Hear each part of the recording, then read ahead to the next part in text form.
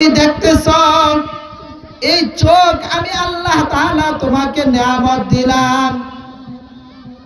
এরে আল্লাহর বান্দা, তুমি জবান দিয়ে 24টা ঘন্টা কথা বলতেছ।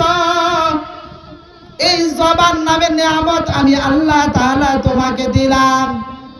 এ হাত দিয়া তুমি খাবার খাইতেছ। এ হাত তোমার মা তোমাকে দেয় নাই। এই চোখ তোমার দুনিয়ার কোন নেতা তোমাকে দেয় নাই।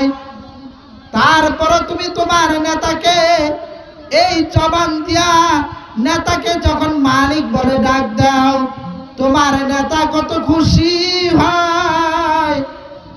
তোমার এই হাত দিলাম আমি আল্লাহ তাআলা।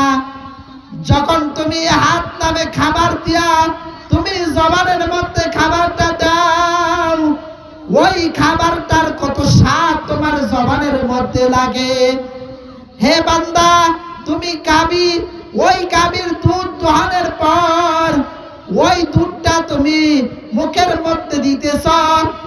এই গরুকে তুমি ভালো মতো এক সিন্দাও খাবার দাও না, তারপর গরু তোমাকে দুধ দিতেছে।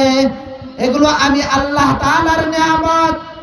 এ বান্দা বান্দির দল, আমি আল্লাহ তাআলার নিয়ামত খাওয়ার পর আমি আল্লাহ তাআলাকে যখন আল্লাহ বলিয়া ডাক দিবা, আমি আল্লাহ কত খুশি হই। হে বান্দা, যখন আমি আল্লাহকে রব বলে স্বীকার করবা, আমি আল্লাহকে রব বলে ডাকবা, আমি কত খুশি হই জানো নি রে বান্দা? বলে আমি আল্লাহ তাআলা তোমার পিছনের সমস্ত গুনাহ আমি আল্লাহ তাআলা ক্ষমা করে দেই। চিল্লায় বলি সুবহানাল্লাহ। কাদরে কুদরত দারি বর কামাল, আনতা রব্বি আনতা হাসবি জুল জালাল, তুহি কাদের জলিলুল্লাহ জাহাদার, বহর হালে তুহি রানে কাহতার। এরে বান্দা বান্দির দল, তুমি 24টা ঘন্টা হাঁটতেছ, এই জবান দিয়া 24টা ঘন্টা কথা বলতেছ, এই চোখ দিয়া তুমি দেখতেছ, এই হাত দিয়া তুমি খাবার খাইতেছ। এগুলো আমি আল্লাহ তাআলার নিয়ামত। বান্দা এই নিয়ামত ভোগ করার পর আমি আল্লাহ তাআলার নিয়ামতের শুকরিয়া আদায় করবা, আমি আল্লাহ তাআলার নিয়ামত বাড়ায় দেব। চিল্লায় বলি সুবহানাল্লাহ। এই জন্য ভাই, আপনার আমি 24টা ঘন্টা আল্লাহ তাআলার নিয়ামত ভোগ করতেছি, খাবার খাইতেছি, চোখ দিয়া দেখতেছি, হাত দিয়া এই যে খাবার খাইতেছি, পা দিয়া হাঁটতেছি, এগুলো আল্লাহ তাআলার দেয়া নিয়ামত।